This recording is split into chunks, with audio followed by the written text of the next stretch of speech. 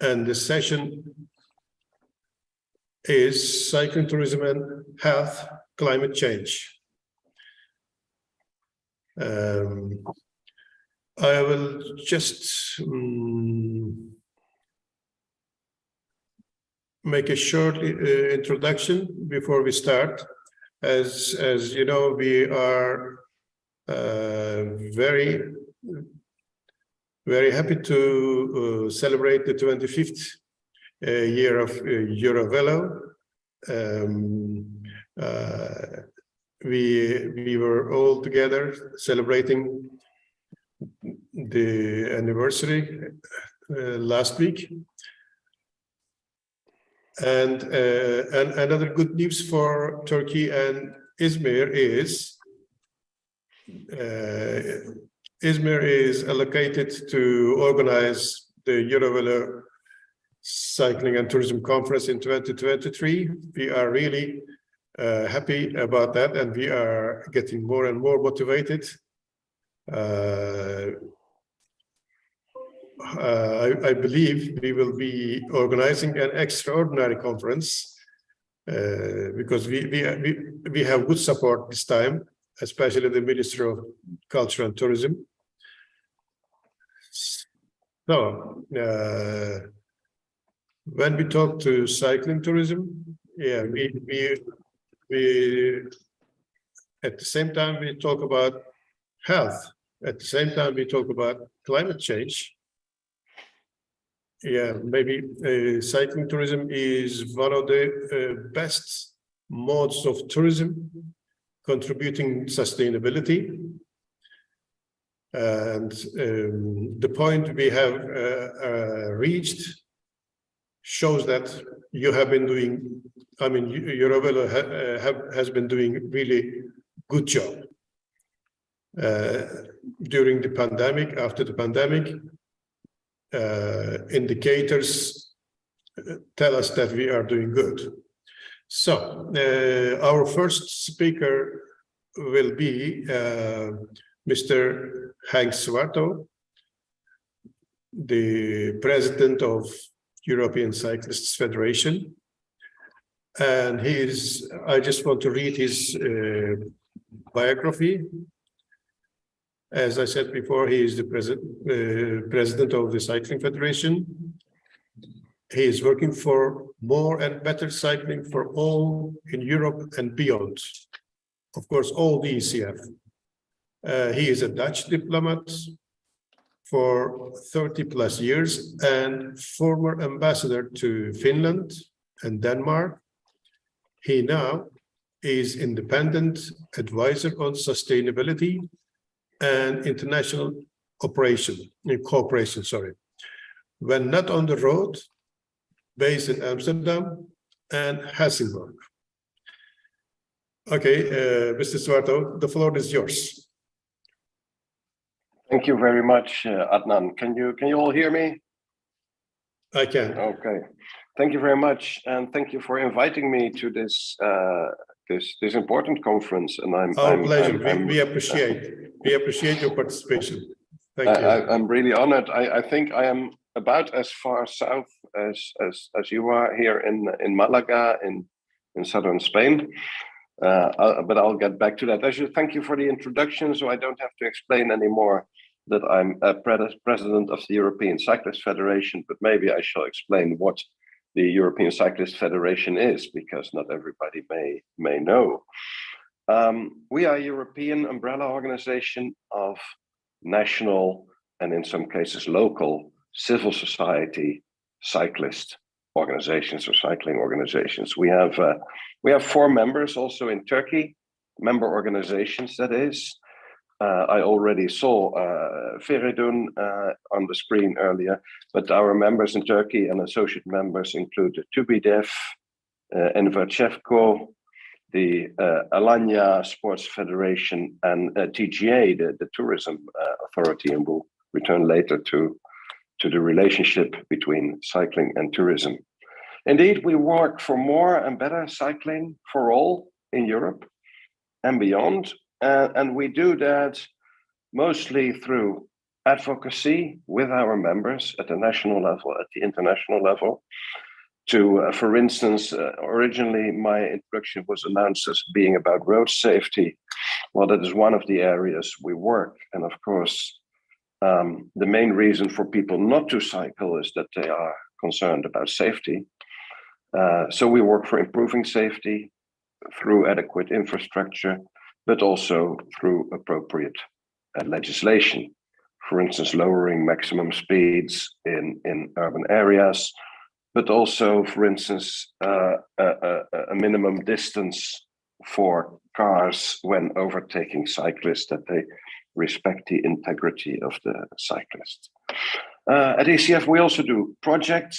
We have our big annual conference called Velo City, the biggest cycling conference in the world. This year in 23, in May, we will be in Leipzig, Germany, and in 24 in Ghent, in Belgium.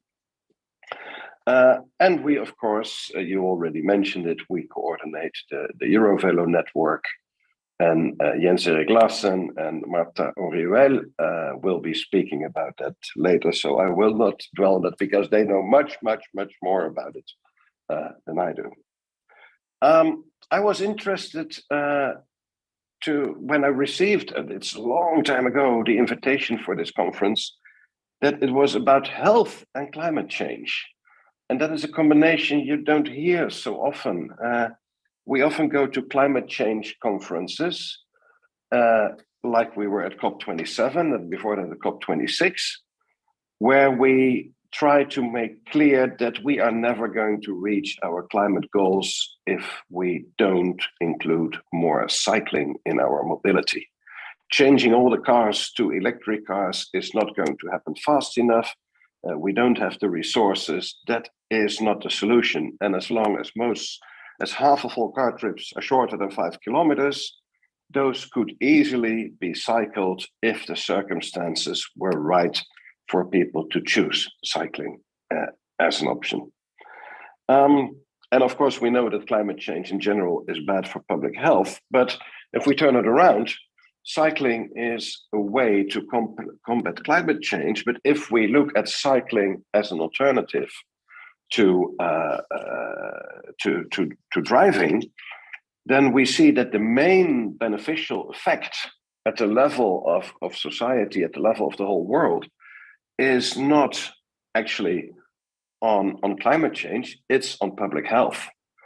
More than half of the accumulated benefits of cycling happen in health because it helps combat our wealth diseases like obesitas, diabetes, cardiovascular disease, etc.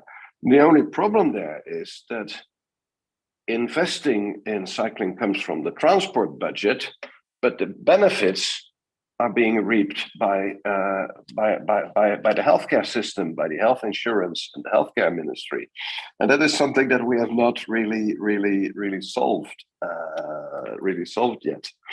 But it is very important. And then also, and that is of course in the case of Turkey, I have learned I have to say Turkey, not Turkey. In the case of Turkey, one of the biggest, of course, sectors of the Turkish economy is tourism. And I think, and this conference and this session shows it, that you in Turkey and the Turkish policymakers have realized that if you want to be a top tourist destination, you need to invest in cycling. Not only because it is what tourists want. The United Nations World Tourism Organization, they see 3 trends in tourism. One is domestic tourism, but the other 2 are sustainable tourism and active travel. And of course, cycling tourism ticks all those boxes. And it's also important because tourism is actually one of the most polluting sectors, economic sectors. which I'm pretty sure you are aware of. So I'm very much looking forward to hear the other speakers in this session. Unfortunately, I will not be able to stay for a long time because I have to move to the Rail Live conference, where I will be talking about cycling and trains and bicycles on trains, which is also related to cycling tourism, of course, because if you want to go cycling somewhere, you want to bring your own cycle, but we don't want everybody to take the car to bring their cycle to where they want to ride. And finally, I must say, I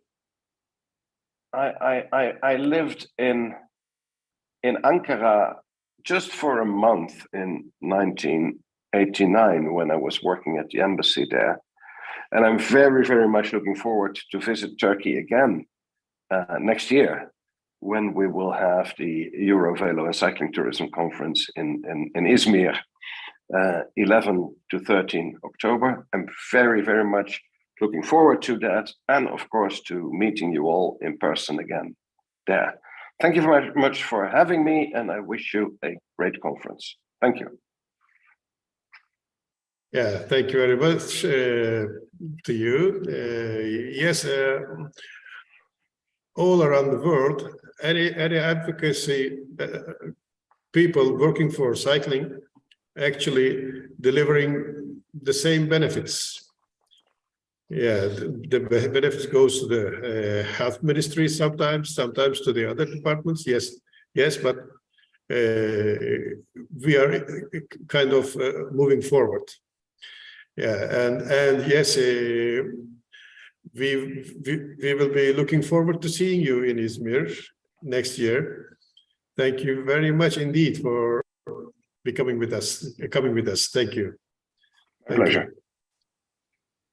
So our next speaker will be Mr. Larsen. Okay. Can I share my screen and try to find my PowerPoint? Let me just introduce you first, short introduction, and then, of course, yes, you will be able to share. So, yes, Erik Larsen has been a consultant at Groningen Free Fugler. I don't know how to pronounce that actually. I'm sorry for that. Groningen Free Fugle. Yeah, that's free birds. That means free birds. Yes. Yeah. The organization involved in the development, planning, and marketing of the Danish National Cycle Routes Network since its birth in 1982. This network has one of the inspirations for Eurovelo, and Jens Erik worked on the first proposal for establishing the Eurovelo network back in 1994. That's why we call you father of Eurovelo. With a background in civil engineering and urban traffic planning, Jens Erik has special expertise in the development and signage of cycling routes. He also works as a cycling tours guide and gives lectures in Denmark, one of which we also attended, and abroad. Jens Erik has been a member of the Eurovelo Council since 2008. Okay, let me stop my sharing so that you can share your screen. Jens Erik, here, the floor is yours.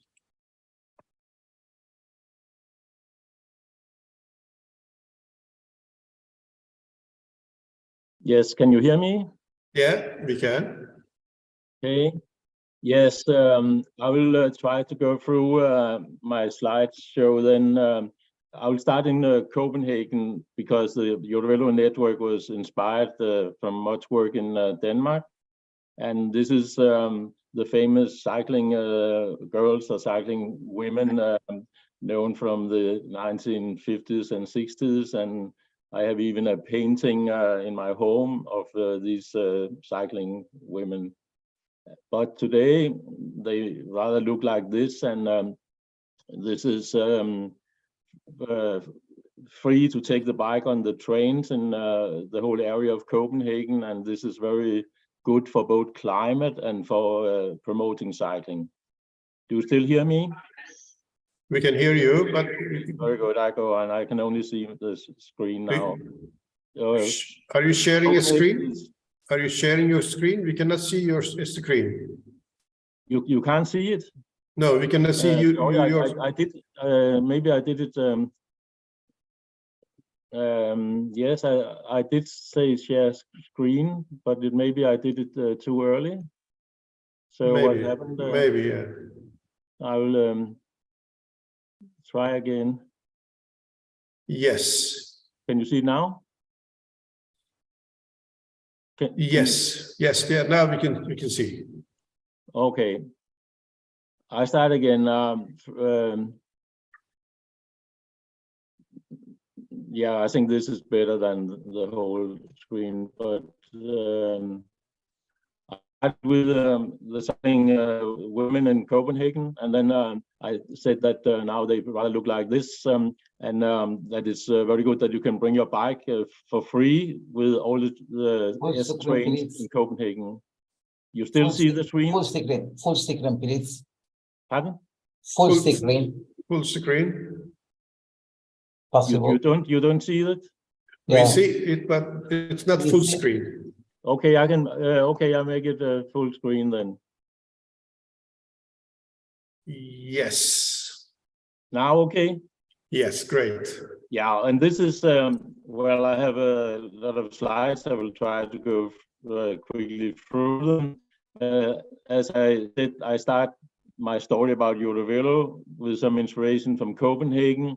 And as you already mentioned, we have people coming here from many countries to see, for example, this is the peak hour in Copenhagen, where so many cyclists are cycling to work and to their study. And half of all traffic in Copenhagen is by bike. And we have the famous bridges, which really means a lot to make more people cycling, because they get a shortcut. It takes much more time to go there by car, and that is the way really to promote cycling and to help the climate.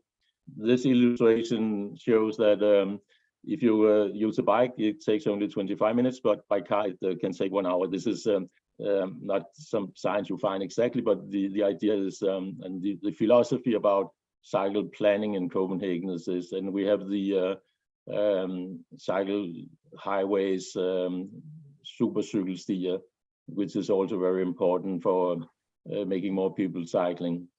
Yeah, and the Eurovelo network was actually inspired by the Danish National Cycle Route Network, because I was again one of the people who created this in Denmark, and then I thought, why not make the same for the whole Europe, and the Eurovelo network also have the same with north, south, east, west, the routes, and the numbering of the routes are the same as the European road system, etc. And this is also what we did in Denmark. We have worked a lot with signposting in Denmark, and I also will show this slide because I want to say that the signing for cyclists should be of same quality of the signing for cars, but it should differ so that you can see the signing for cyclists. I will not go into more details about that, but that's one of the things I work a lot with. I help authorities to make good signing for cyclists, including putting up the first Eurovelo signing in Denmark, what we actually did here.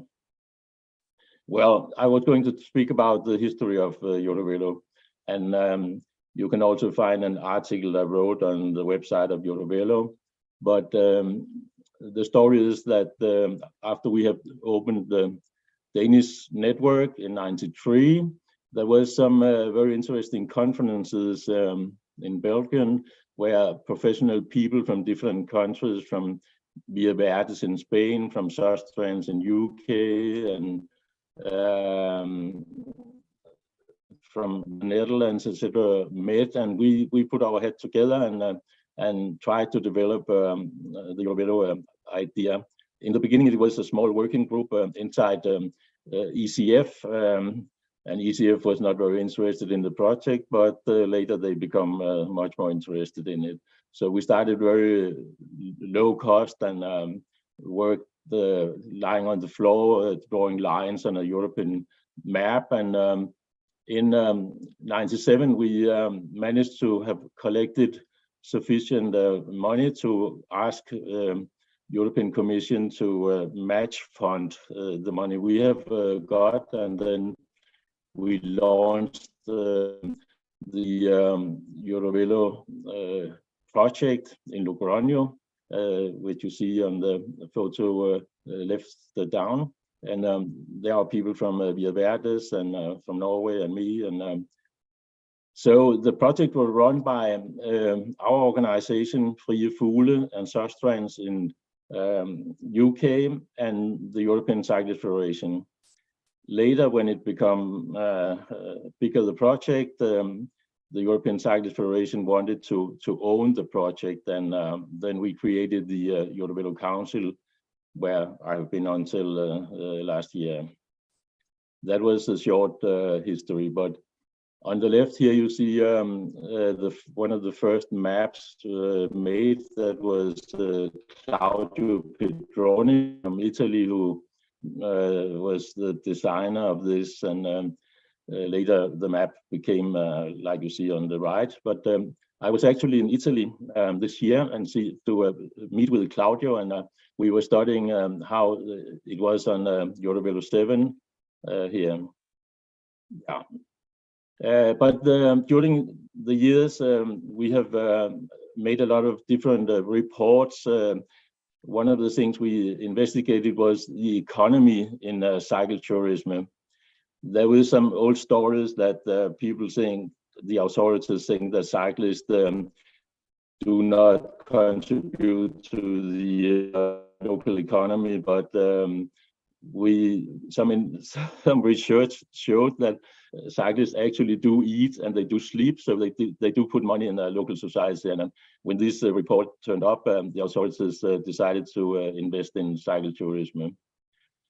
Yeah, there was a lot of discussion and development about signing, but let's jump to this is 20 years celebration of Eurovelo in Nantes. And now I tell a little about some of the routes of Eurovelo and how it was possible to create them.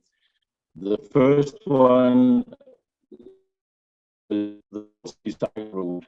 And many years ago, before Eurovelo, long-distance cycle routes were created in the Netherlands and in Belgium and a part of Germany. And this was actually called LF1.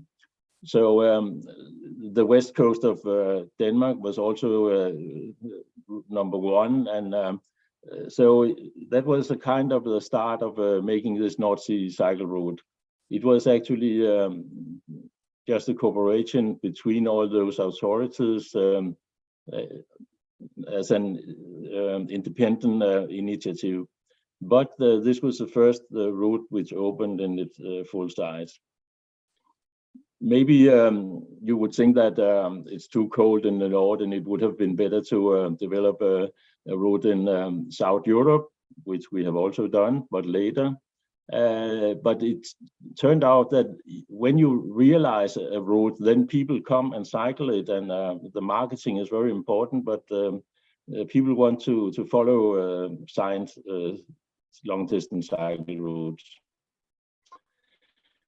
The train route is also very interesting and is still in work. In Spain, the Via Verdes, the greenways are part of the route, and there is a special Pyrenexes route I have also cycled, which part of that is Eurovelo 8.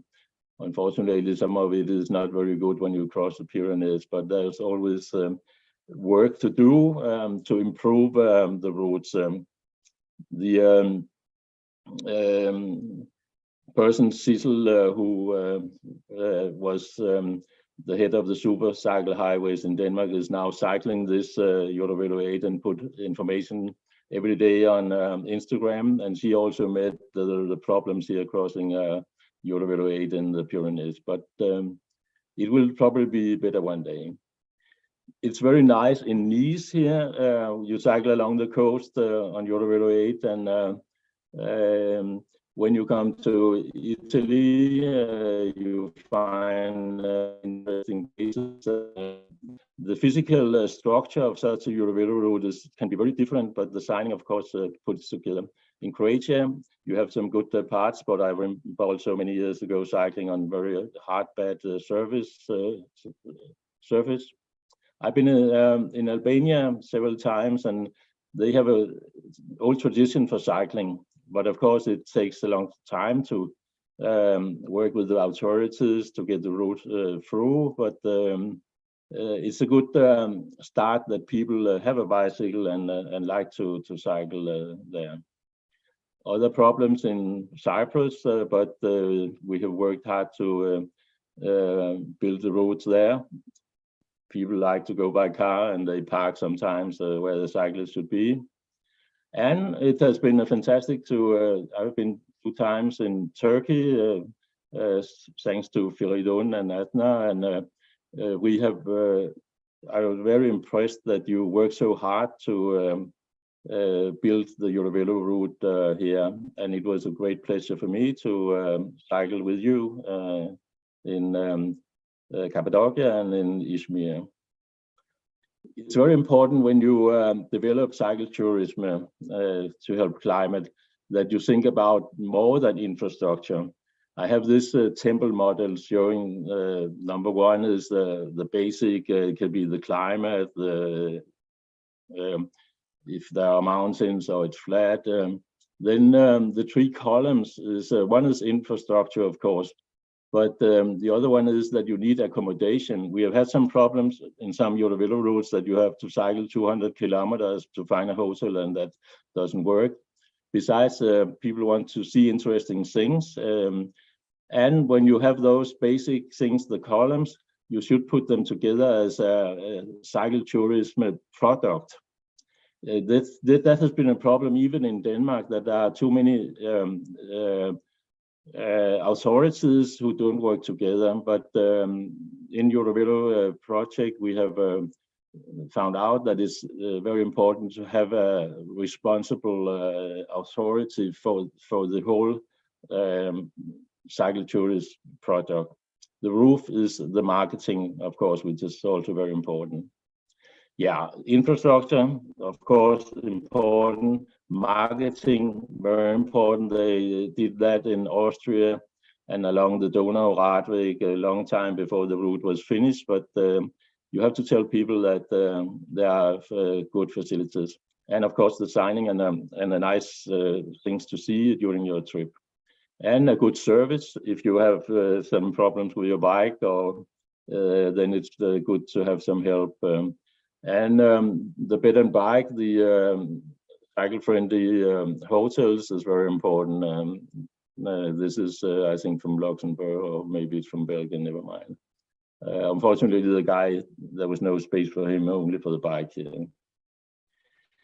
Yeah, so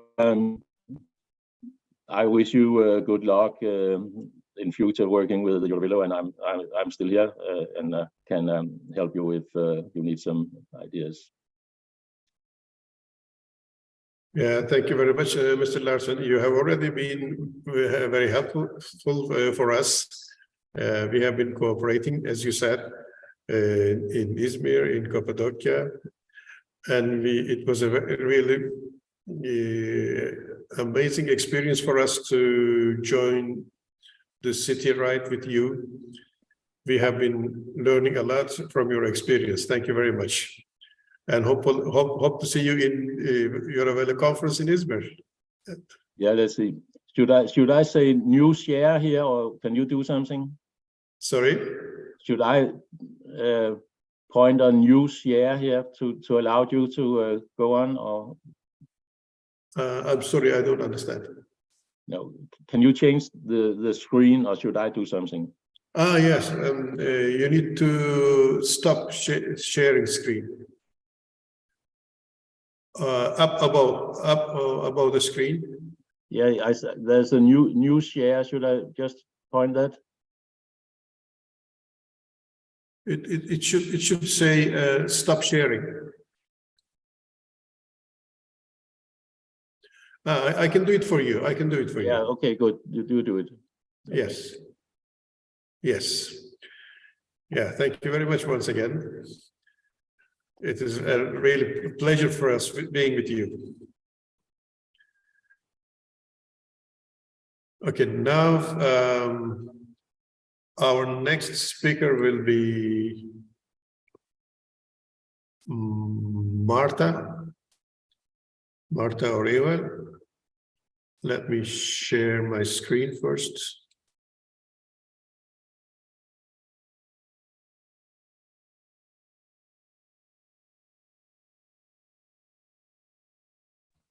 If Mr. Kramer can reach us, we will be listening to him as well. But now it's time for Marta to make her presentation. Before that, Marta, I will just read your biography. Yes, Marta Orihuel, a Eurovelo and project officer at the European Cyclist Federation. She is part of the Eurovelo team at the European Cyclist Federation and leads on Eurovelo communications, the network of national Eurovelo coordination centers and coordinators, currently in 23 countries, and the development of the Eurovelo and Cycling Tourism Conference. She is also supporting the policy team with advocacy activities. She is an environmental scientist and holds a master's degree in innovation and one in international cooperation. She has over 10 years of experience in promoting cycling, sustainable mobility, and community development as a social entrepreneur and an activist. Yeah, she has been doing a lot. She looks quite young, but she has been doing a lot. So Marta, please turn on your microphone and floor is yours. Yes, thank you. Thank you so much for the introduction, and I'm very happy to be following people very close to European Cyclist Federation and to Eurovelo, as Mr. Henk Swatto and Jens-Erik Larsen. I would also like to share my screen because I have a presentation. So Adnan, if you can, yeah, perfect. Thank you so much. And so probably I'm gonna be sharing, wait a second, there's many options here.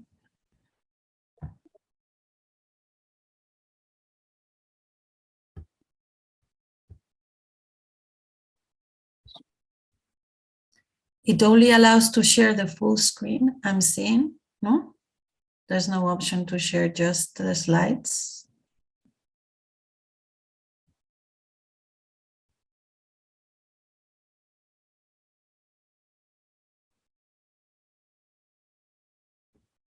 Second.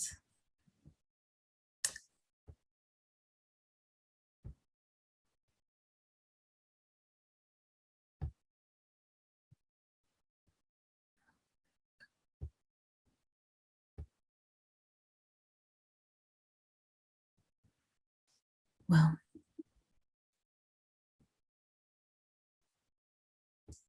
okay, so yeah, I think you see my full screen because I was not able to only share my presentation.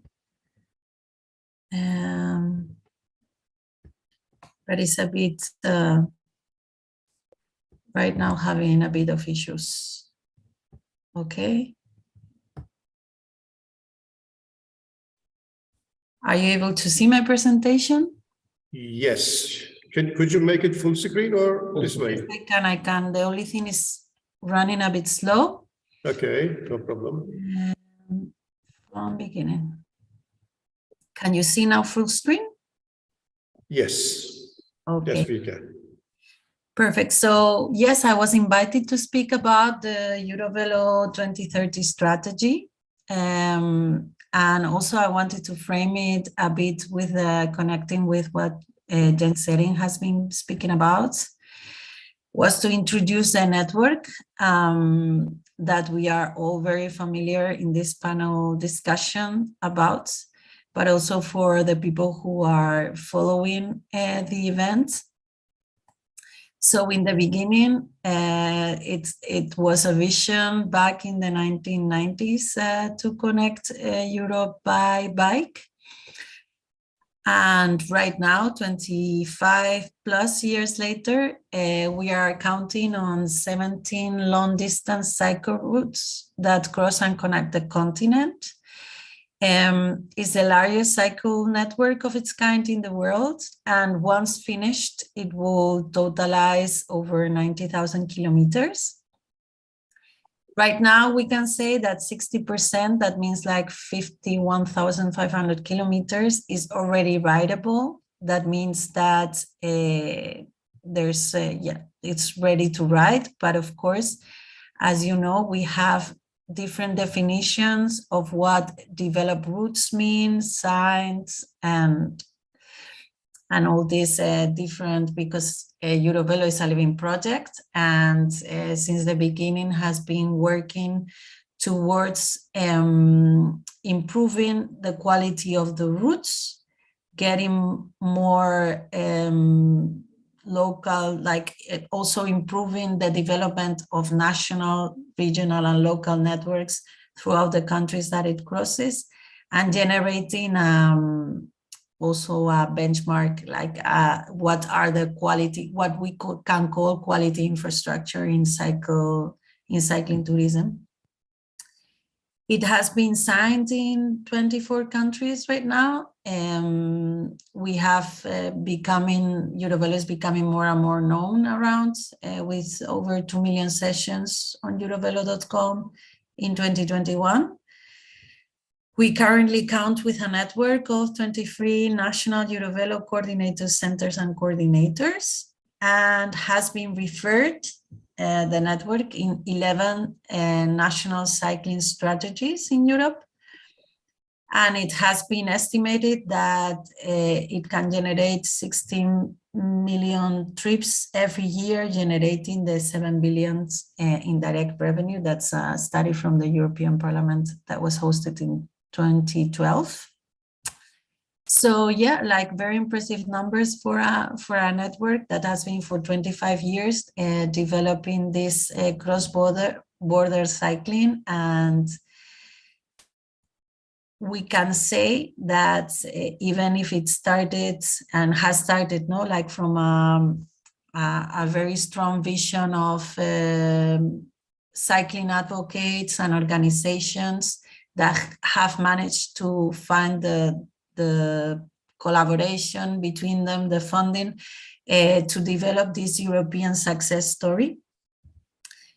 And right now, as you can see this picture, we share it during the 25 years of Eurovelo. That was the initial network, and this is the network right now. So 25 years later, we can see that the corridors were kept, that more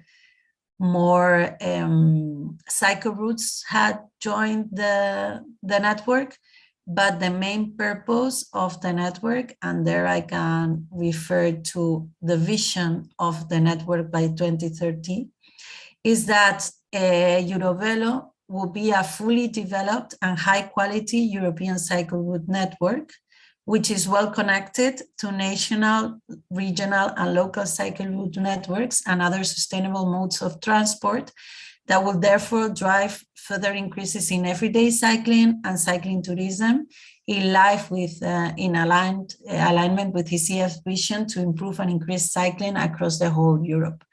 So yeah, like the main vision of Eurovelo is to become a high quality network. So to improve the development of all those cycle routes, the 17 that are already in place, and for it to be well connected and eventually service for cycling tourism purpose, but also for promoting sustainable mobility and cycling in outside also of urban nodes, no, as we say, no, like it's supporting in that sense the connection of small towns to bigger towns, the connection, no, all that cycling infrastructure that is very relevant.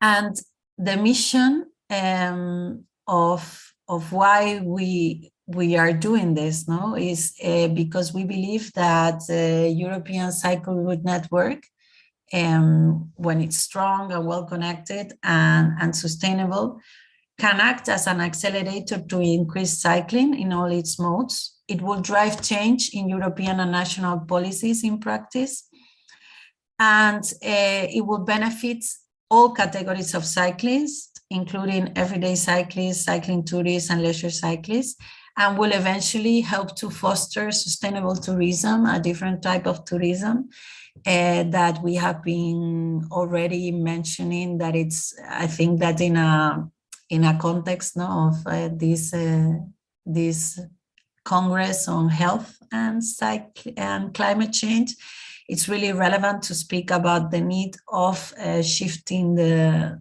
tourism sector and the way we travel generally, no? So in that, I would just mention why we believe that cycling tourism has so many benefits in so many levels. I mean, we are in this table, panel discussion, all very aware, and we love cycling, and we are very convinced. But we also want to encourage those that wouldn't think about taking a cycle trip to do it. And yeah, like we have been doing a campaign since last year to share about the benefits of cycling tourism. And we believe it has benefits in 4 levels. Firstly is for your well-being in a more complex sense. It's not only that cycling already it's a physical exercise and supports your physical health, but it has also many benefits to the psychological and social health. What is because of the connection with nature, because the feeling of freedom, because all these things that those who have done cycle trips can already know and share about it and get inspired. We also believe it's positive for the society because it has the capacity, it's accessible, it's healthy, it's an option for all budgets, all ages. It can also help to repurpose and use infrastructure, especially in rural areas, and improve rural connectivity. And we believe that eventually it generates more inclusive societies. And of course, we think more cycling tourism is very positive for the planet, because especially when combined with public transport, it can notably reduce the carbon footprint of the tourism sector, and therefore bring us closer to the decarbonization goals for 2035. It also, as you know, helps to disperse the tourism flows to less visited areas. It can extend the holiday season, decongest those massive tourist hotspots. And also it allows you to access natural areas with a lower impact, not that by car or other means of transportation. So we also believe that it has the capacity to support the regeneration of ecosystem, and it's more aligned with regenerative travel principles.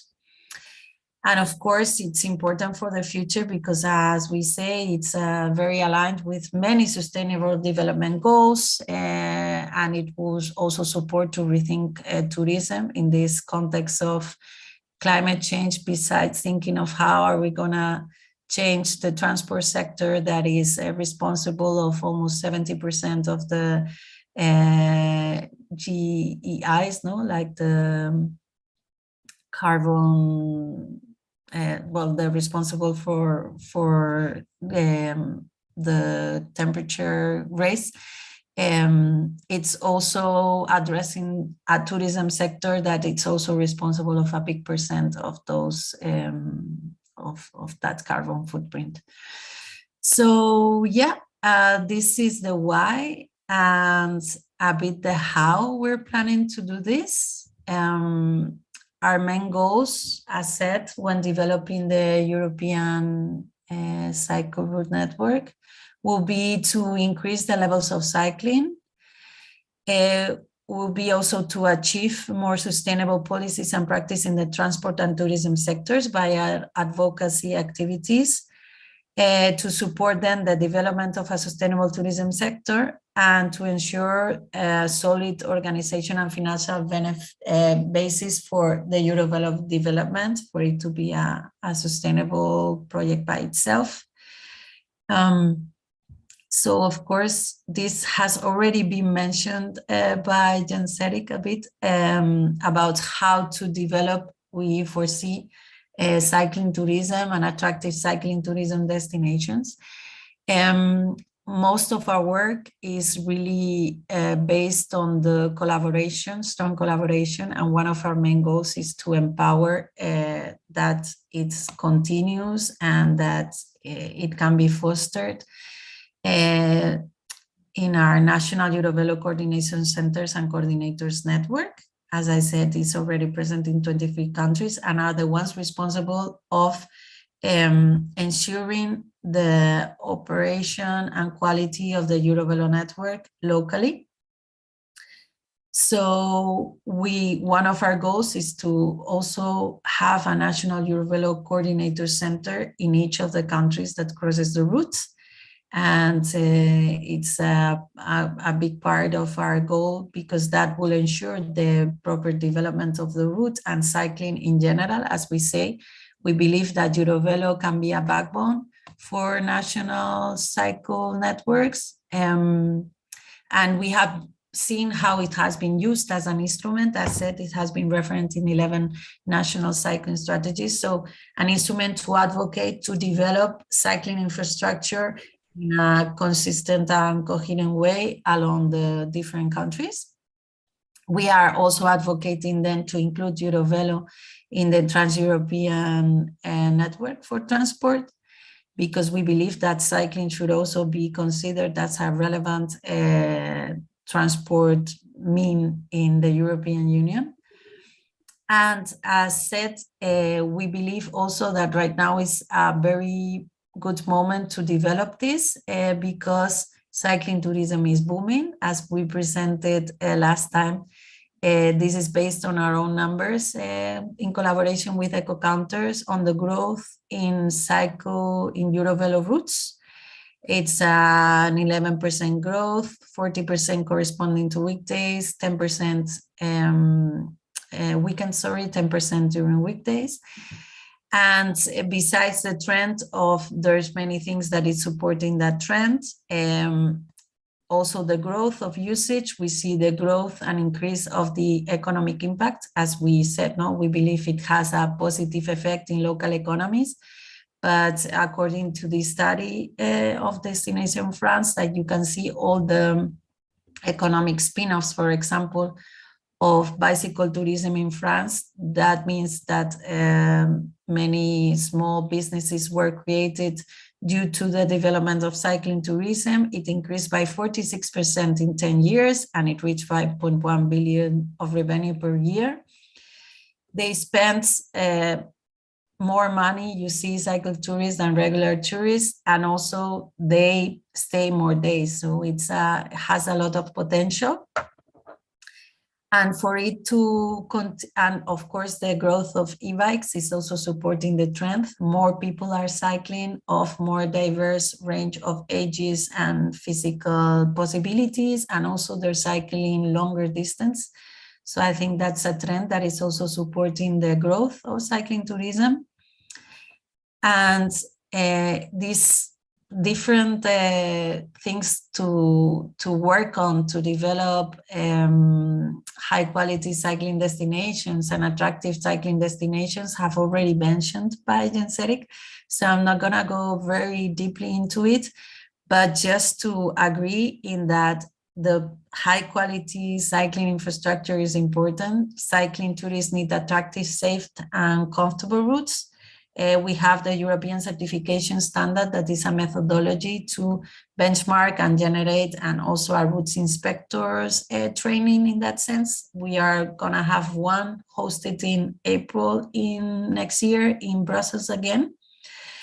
So, and beyond the cycling infrastructure, complete and consistent signing according to the European and national standards.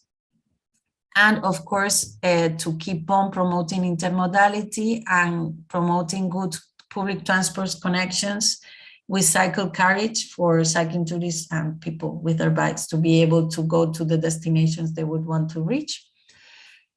The services, control and high quality cycling friendly services along the routes are also supporting cycling tourism. Good promotion and marketing, up to date, easily accessible information, transparent information of what you're gonna find and what you're not gonna find when doing these routes. And the monitoring, we believe is really relevant and important. We are doing a very big effort at ECF right now on collecting data and also on finding ways to keep on raising the standard of this data, and hopefully we are trying to work towards having a new study of to be aware of all these numbers of cycling tourism around Europe and its potential, because the last study is from 2012, so 10 years later we really believe, because this is going to help us follow the track, also convince those who need to be convinced, but especially improve the network and its possibilities. And last but not least, guarantee a good organization, coordinate and ensure successful implementation, operation and quality assurance. That for us is really important, the NECC's network for that, and organizing that all the relevant stakeholders can come together in those coordination centers to really ensure that the development of cycling and cycling tourism. So that's it. Thank you so much for listening. Thank you so much, Marta. Yeah, thanks to you, all of you. I think here in Turkey, we already have our roadmap now. We know what to do. Yeah,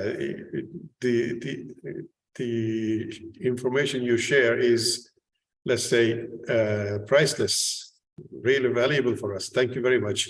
I think the thing now, or the obstacles in front of us, are convincing the decision makers to invest more on the infrastructure, and convincing the, let's say, entrepreneurs from the tourism sector, travel agents, or maybe hoteliers. And of course, yeah, monitoring, marketing, they are all essential elements. Yes, thank you very much once again. And by the way, I'm very happy to see someone from the South Aegean Hoteliers Union from Turkey. Mr. Deliveli is following us, which we really appreciate, because we think they are our potential partners in such a project. So that makes us hopeful about future cooperations. So, Michael Kramer is trying to get in, but there's still something wrong. I hope he will be able to catch up with us. While waiting for him, I think it's time now for Mr. Papageorgiou, Spiros Papageorgiou. So I will move on to sharing my screen with Spiros Papageorgiou. Okay. Yes, who is Mr. Papageorgiou?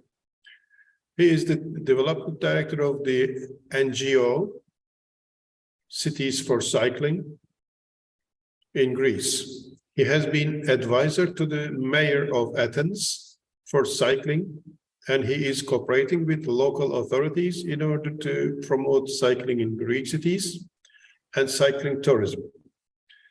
He is partner of the first National Eurovelo Coordination Center in Greece, together with the Ministry of Transportation, the Ministry of Tourism, and the Central Union of Municipalities. He is a Eurovelo Council member since June 2022. He is working in cycling industry since 1999, being the publisher of the first monthly cycling magazine in Greece. He is also the organizer of Athens Bike Festival and the director. Can I see it? I'm sorry, director of the magazine, I say. I think I cannot see the last line. Sorry for that, Spiros. We have heard that Athens Bike Festival really rocks. It's a really good organization. So Spiros is going to talk about how to promote cycling especially with the Kos Island experience. So Spiros, the floor is yours. You can share your screen if you like. Thank you very much, Adnan, for the introduction. I You're welcome. started sharing the screen. I believe you can see it now. Yes, So, we can. Thank you very much for inviting me to talk about cycling in this second Health and Climate Congress and giving me the opportunity to be part of such an interesting panel together with colleagues and good friends. I believe that many visitors would like to experience countries like ours, which are associated mainly with sea and sun, in a different way, being able to explore more and use different means of transportation. And one of these is cycling. I'm sorry. Yeah. As Adnan told you, I'm Spiros Papageorgiou. I'm the general manager of the NGO Cities for Cycling. And I'm not the guy there. He is a police officer accompanying one of our rides in Athens. And what we are doing actually is that we try to make people cycle more in Greek cities, either as commuters or travelers. And we do that through lobbying, mentoring, organizing cycling events, and working together with different municipalities and public bodies, and by providing solutions. Today, I would like to present to you one of our recent projects in the island of Kos and explain which was the idea behind the project and the methods we used to provide solutions. Our client, let's say in this case, is the municipality, and the municipality wanted to create a new tourism product, the island of cycling. And why cycling? Because in Kos, we already have at least two of these parameters existing. And in my opinion, when you have at least two, for example, cycling infrastructure and political will, or existing infrastructure and flat terrain, it's easy to achieve results. In order to create a tourism product, there are 6 priority functions to be resolved to outline the tourism product. It has to allow the tourist to participate in the main activity of the trip. Besides being a part of the main activity, it facilitates to live the total experience of the trip as the tourist wants. It facilitates transport to and from the destination, as well as within destination itself. It should enhance the social interaction of the tourist during the trip, helps and simplifies travel preparations and management. And finally, it should make it easier for the tourist to remember and to review the trip, to share the trip and the experience with other people. And of course, thinking about cycling, you can achieve all of the above. So first, we thought about the idea people are having about the island. I mean, what are you thinking when you think about Kos? You think of a sandy beach, clear blue sea, cold drinks and sun, lots of sun. And you are probably right, because what you are thinking, it's true, but it's much more than that. Now, take a look at these pictures, which we took on February this year. And I'm sure that this is not what it comes to mind when you are thinking about Kos. You have beautiful mountains, endless gravel roads. You have splendid views and the absolute experience of the local way of life. You can have the feeling of riding alone for hours without any noise or car disturbing the calmness of the day, or even without any other person around. And the scenery can be equally beautiful even when it rains, because despite the popular belief, yes, sometimes it rains in Kos. And that's the complete experience the island can provide to the visitors, as long as they know that they can ask for it and also know how and when to find it. But let's see, first of all, why cycling in Kos? The first bicycles arrived in Kos more than 100 years ago, when the island came under Italian control around 1912. Cycling was already a thing in Italy, so Italian soldiers used bicycles as their main means of transportation and fun, and this is how it all started. The locals tried to find ways to support the need of Italian soldiers, who were also cyclists, so the first bike shops appeared. The terrain was flat, so it was a matter of time for cycling to become popular to locals as well. After the Second World War came the incorporation of the Dodecanese into Greece, and although Italians left the island, the bicycle stayed and it became something of a local tradition. And now, 70 years later, during summer, there are thousands of bicycle users, and they use their rented bikes either as a mode of daily transportation to go to a nearby beach or as their favorite way to explore the island.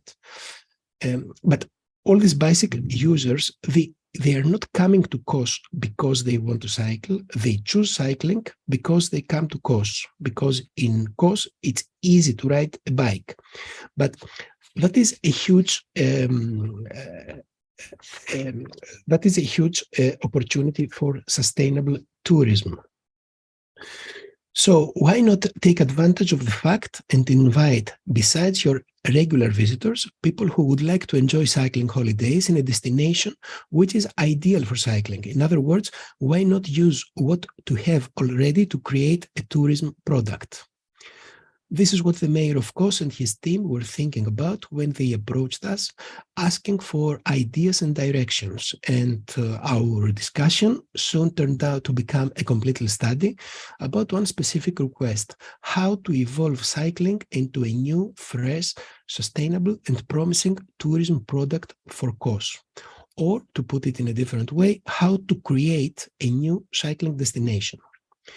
The mayor's team took into consideration that the reputation of Kos as a cycling island is quite strong, that the investment of the tourism industry in the island is too big to be working only for a few months each year, that sustainability is a key factor for the future of the island, and that cars take too much free space, and especially in a small island, this turns out to be a bit of a problem. The concept we had was to act fast, because, as you know very well, in political terms, long-term planning often means in the next 6 months.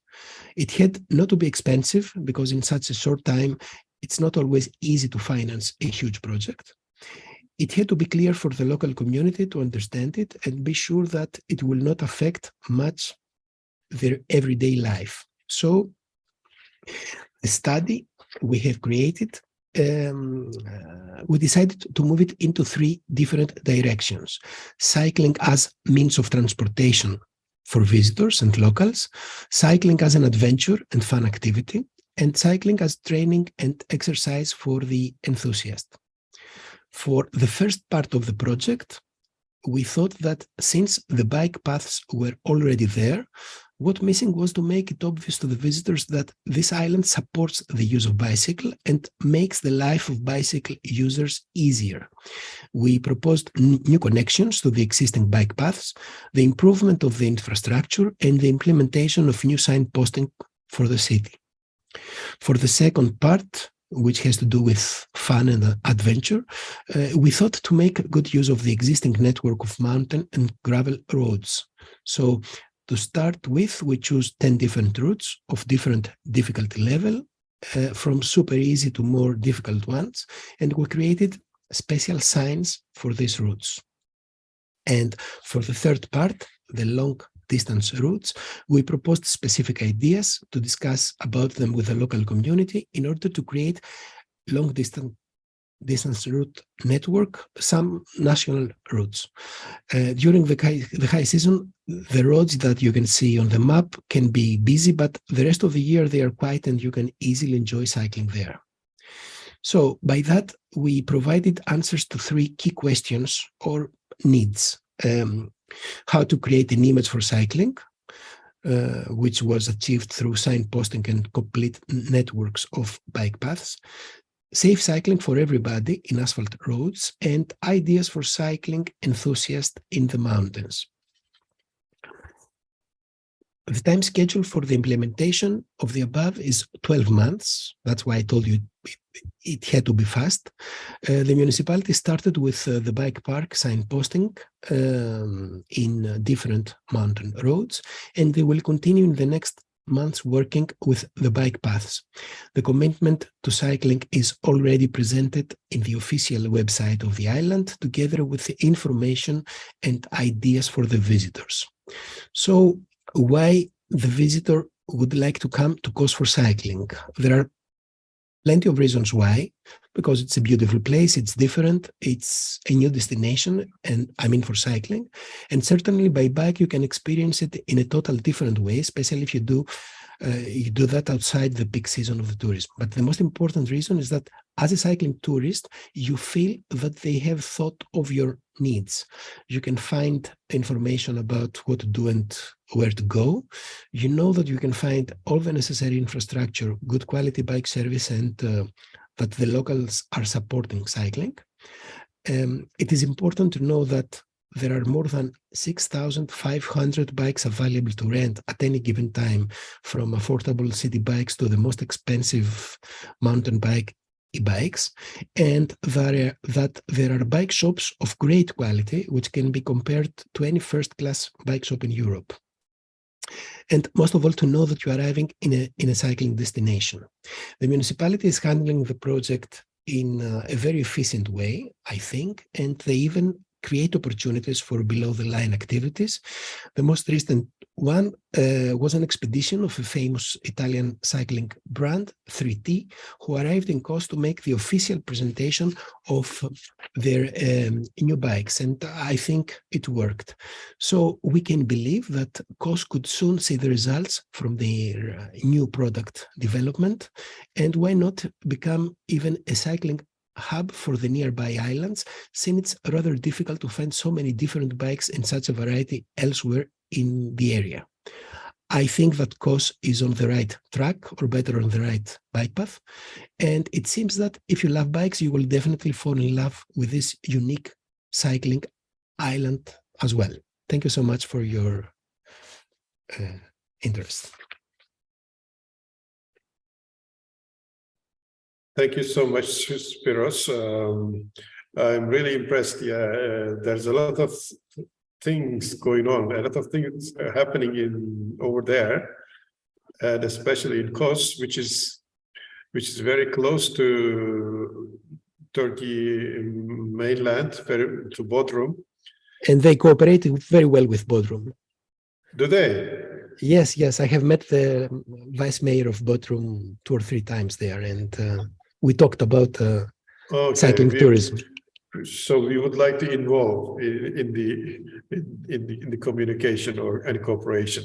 Yeah, because we have a very good ferry connection with Kos and Bodrum. It's a natural connection, let's say, for the cyclists as well as many other people. Yeah, hopefully one day there will be an extension Eurovelo route going through Kos and Bodrum. Hopefully. Yes. Thank you very much once again. Thank you. Yeah, my hometown is Bodrum, as Feridun has written already. Yeah, it was really impressive. Thank you very much. So, unfortunately, we haven't still heard of Mihail Kramer, but hopefully he will be with us soon. Ferhat Bey, what is the last station connection with Mihail? Yes, please. We connect him.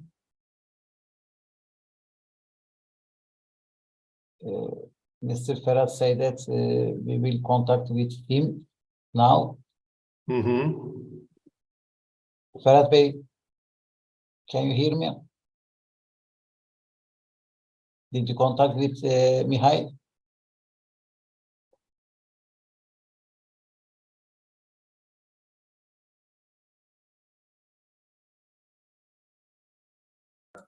Hocam şu an Mihail Hoca'yla bir görüşme içerisindeyiz. Telefonla görüşüyoruz.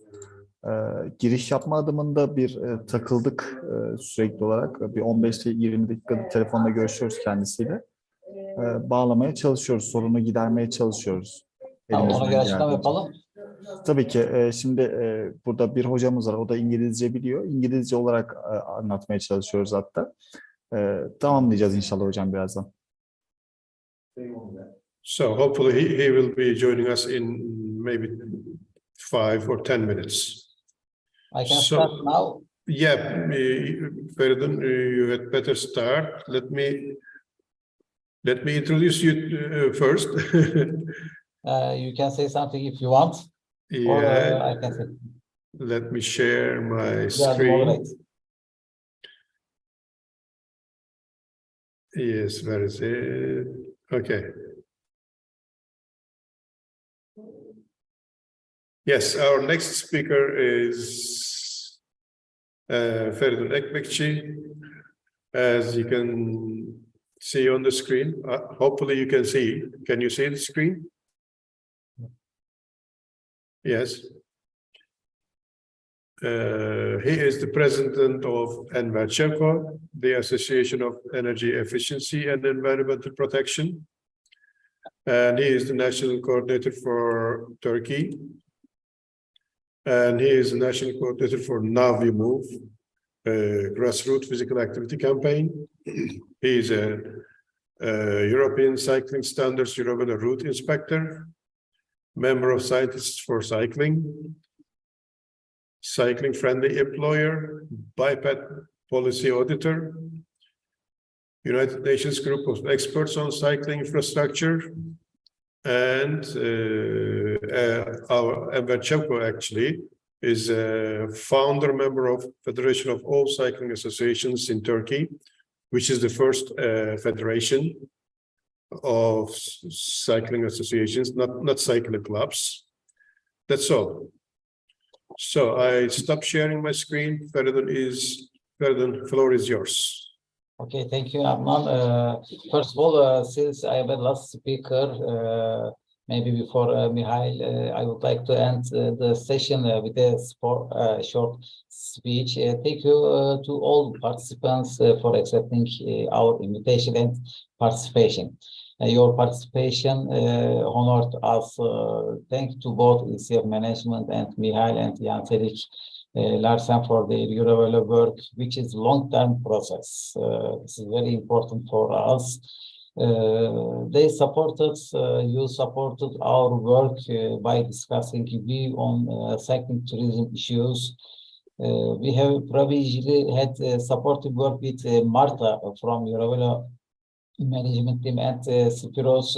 We made a partnership with a Greek partner closer for cycling activities. Its cooperation continues with new term application and route development. We are interested in cost to Bodrum connection as well. This is very great idea to make a connection to Mediterranean coast to Eurovelo 8 or new one.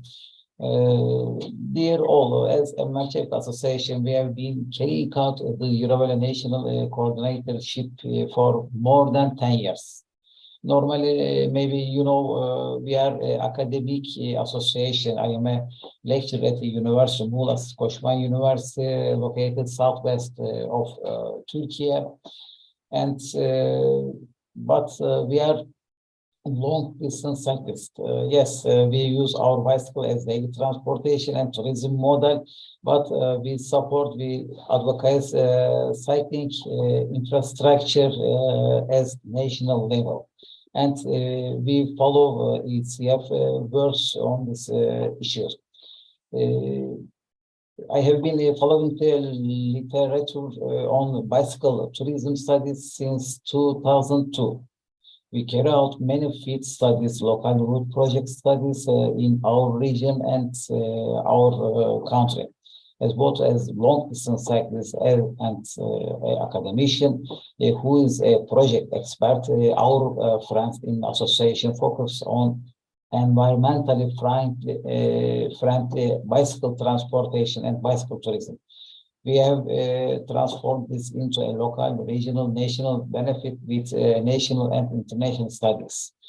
And we have made over 100 presentations for Eurovelo issues, Eurovelo European Cycle Route Network.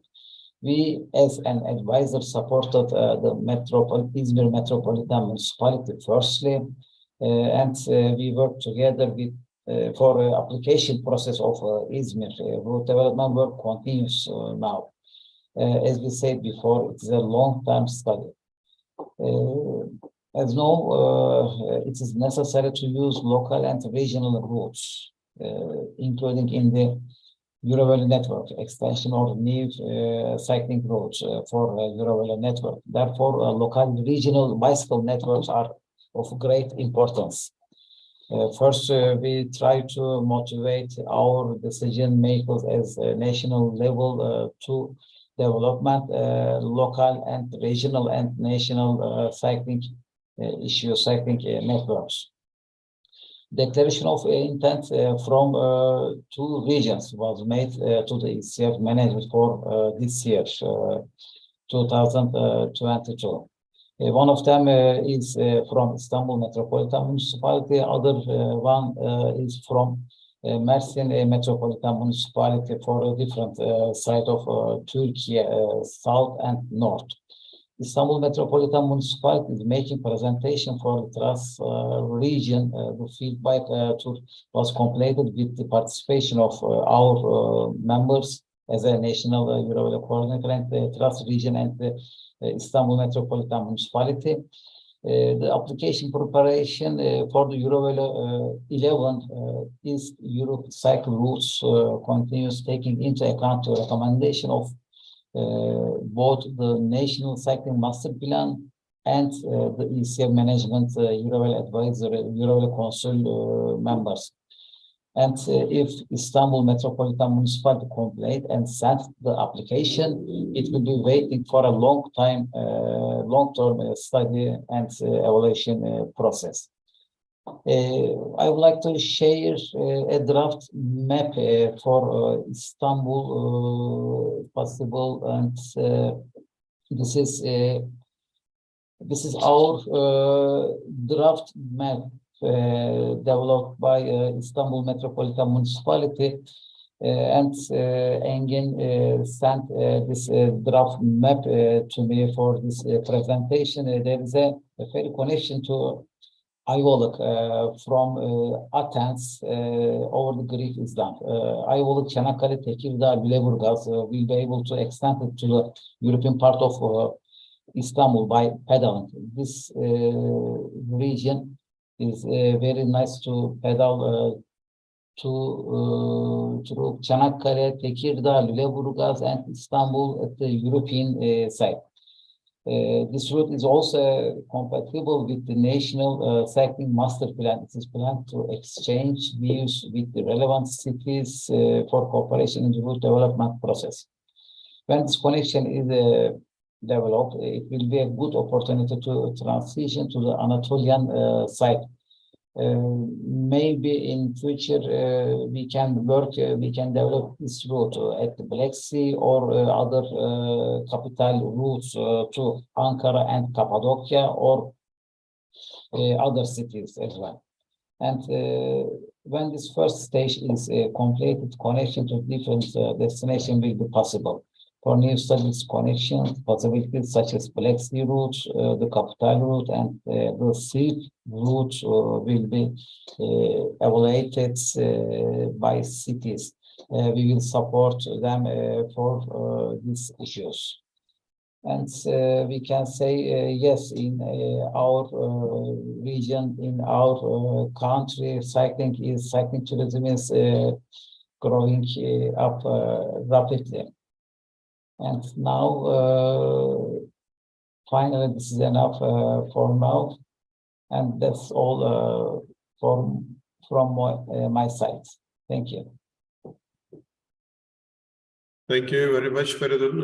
Engin is also with us. He is following us. And I must say that they are doing their best, actually, to catch up with the timetable. They will be successfully submit the, I think, application. Thank you. And now Mr. Kramer is with us, which makes us very happy. Mr. Kramer, we are sorry if it is something based from us. The inconvenience. Yeah, and now that all speakers has finished, it's time for Mr. Kramer to make his presentation. Before that, as usual, I will give some information about him.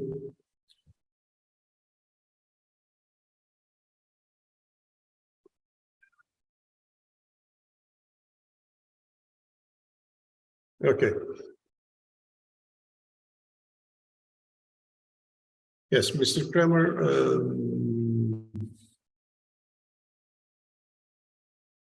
was born in the 16th of June 1949 in Gevelsberg, Westphalia, and attended the Reichenbach Grammar School in Ennepetal. Sorry for my pronunciation. He studied music, sports, and education in Mainz from 1969 to 74. From 1975 to 95, he taught at a grammar school in Berlin, Neukölln. And from 1989 to 2004, he served as transport spokesman for the Greens in the Berlin House of Representatives.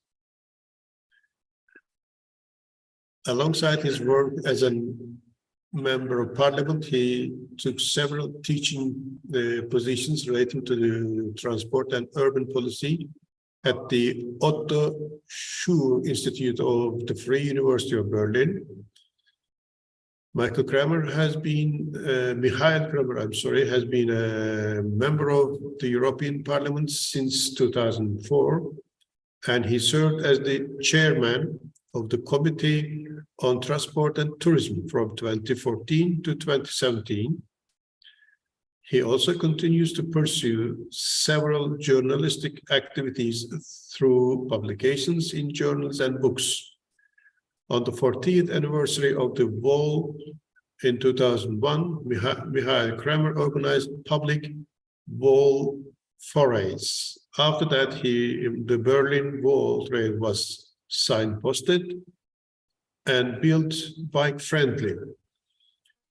His book, Berlin Wall Trail, was first published in 2001 by the Esther Bauer Publishing House in German and 2003 in English. The 5 books of the whole Iron Curtain Trail have been revised, 29 in German and English, and have been presented in the European House of History in Brussels by Hans-Gerd Pöttering, the former president of the European Parliament, 2007-2009. Yeah, shortly, actually, we know Michael Kremer as the father of Eurovelo 13, Iron Curtain Trail, which south end goes through Turkey, Edirne and Kırklareli. He has been doing a lot on Eurovelo Curtain Trail, actually. We are really glad for welcoming him here. Thank you very much, Mr. Kremer, for being with us. It's been a bit late time, but the floor is yours. Yeah, thank you very much for inviting me. You can hear me? Yes. Yeah, thank you very much. Because I have now not a presentation, but I will talk a little bit about it. Okay. Because, especially in this time, 30 years ago, when the Iron Curtain in Europe fell down and the Berlin Wall Trail, we thought all peaceful, that is clear, no war. Now we know we had a good luck when we see what is now in the Ukraine. And it is a right in history, politics, culture, and nature. And I like to quote Wilhelm von Humboldt. He once have said, only the one who knows the past will have a future. We all want to have a future. Therefore, we have to look at the past. And of course, that is the Iron Curtain Trail, that is Eurovelo 13, runs on the western border of the former Warsaw Pact states, from the Barents Sea at the Norwegian-Russian border to the Black Sea on the Turkish-Bulgarian border. And I got a big majority in the European Parliament for this project from all the countries, the states, and all the political groups. And then the Commission made workshops in Sofia in Warsaw and in Sopron in Hungary, and all the 20 countries involved have participated. Now we have 20 countries. The trail is 10,000 kilometers long, and all the countries are working on it. 15 are members of the European Union, but the other 5 have helped. And in the workshops, they've participated by cycle federations or tourisms or ministries. And also Turkey was with it. And all are working. And now I had the information, for example, rounding Edirne, the Eurovelo is now signposted, and other countries are doing that as well. And so that is the right in history, politics, culture, and nature.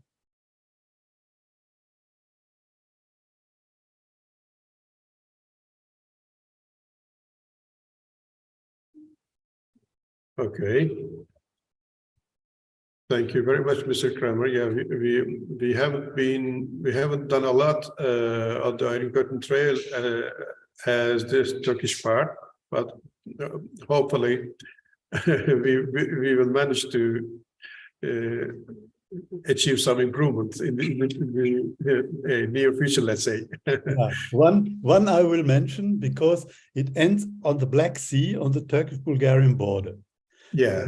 The best would be from there to go to Istanbul if you want to go back, fly back, or what to do. But then you have 70 kilometers go back to the west, and then you can cross the river, which is the border between Bulgaria and Turkey. And if there would be a ferry boat that you can cross the border, then it would be very interesting to go to Istanbul and not to Sofia. Yeah.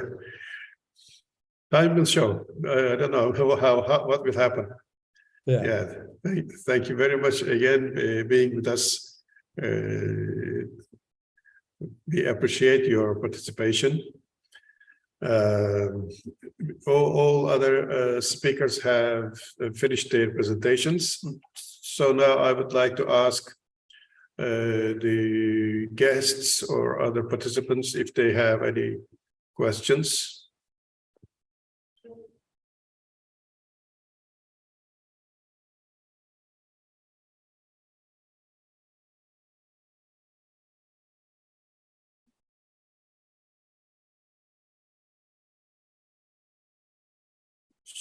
So there seems to be no questions from anybody.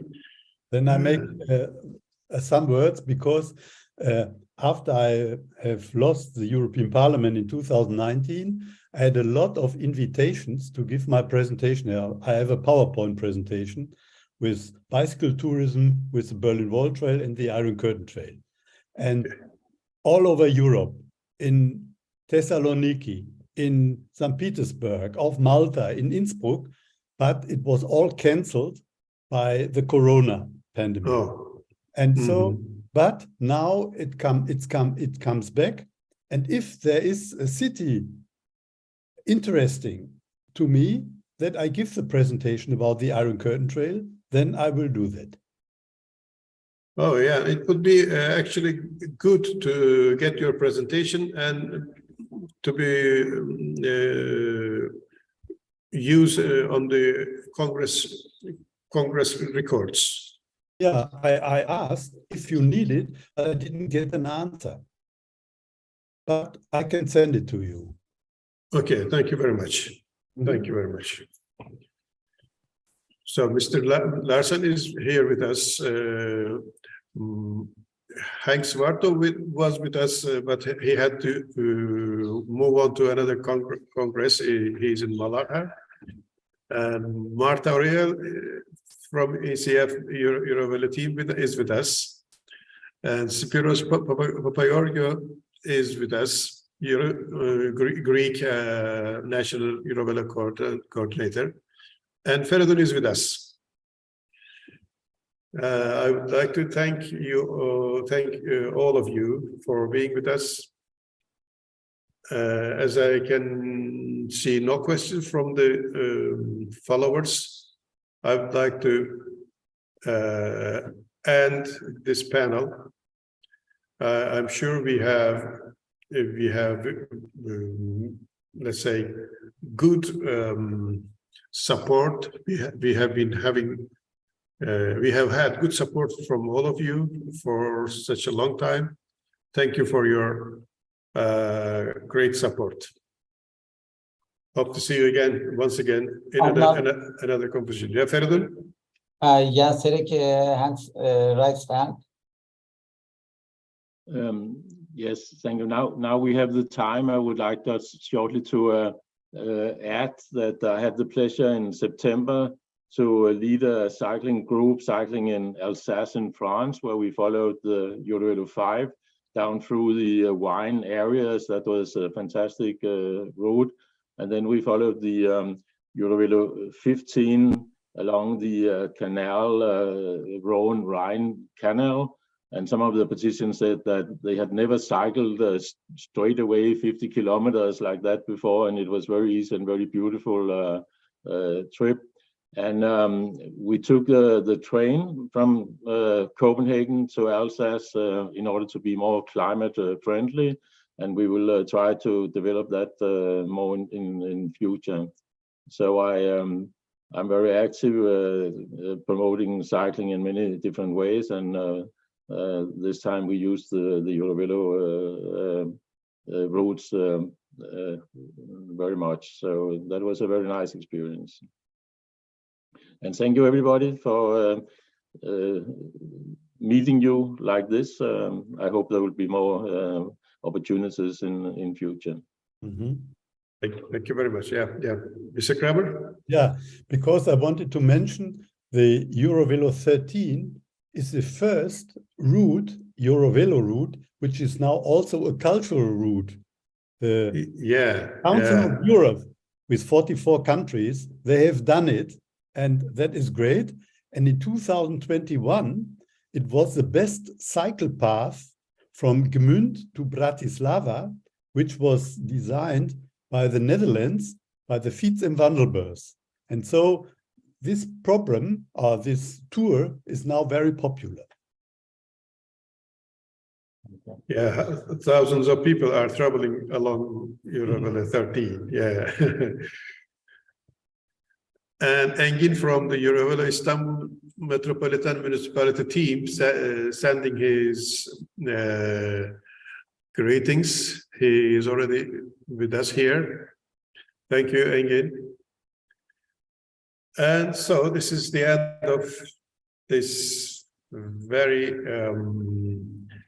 let's say, efficient meeting. Thank you very much. Thank you. Great to be with you. Thank you. Thank you. Have a nice day. Have a nice day. Thanks a lot.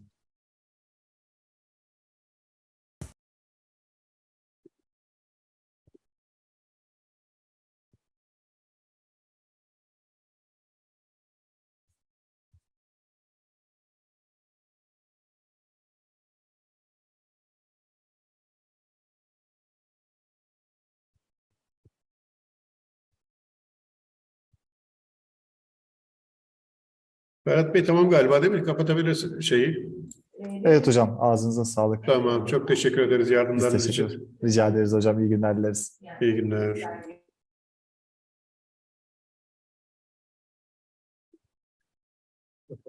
Bayağı yordular seni.